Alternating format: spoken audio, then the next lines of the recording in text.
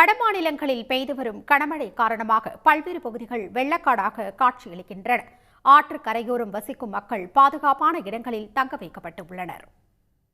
குஜராத் மாநிலத்தின் பல்வேறு பகுதிகளில் கடந்த சில தினங்களாக கனமழை கொட்டி வருகிறது. காலை நேரத்தில் அகமதாபாத்தில் பெய்த கனமழையால் மக்கள் வீடுகளை விட்டு வெளியேற முடியாத நிலை ஏற்பட்டது. சாலைகளின் பல்வேறு பகுதிகளில் மழைநீர் குளம் போல தேங்கியதால் வாகன ஓட்டிகள் சிரமம் அடைந்தனர்.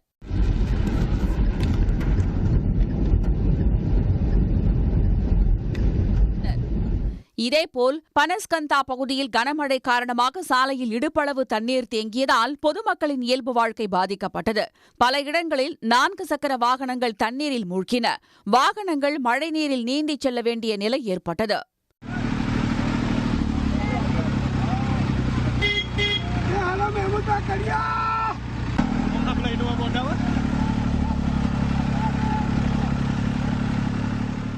இதேபோல மத்திய பிரதேசத்தின் உஜ்ஜைன் பகுதியில் கொட்டி தீர்த்த மழையால் ஆறுகளில் வெள்ளப்பெருக்கு ஏற்பட்டதால் ஆற்றங்கரையோரத்தில் இருந்த கோயில்கள் தண்ணீரால் சூழப்பட்டன.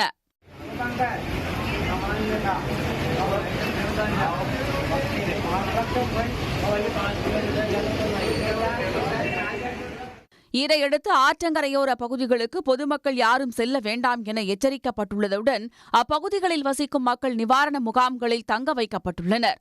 உடனுக்குடன் செய்திகளை தெரிந்து கொள்ள சன் நியூஸ் பெல் ஐகானை கிளிக் பண்ணுங்க.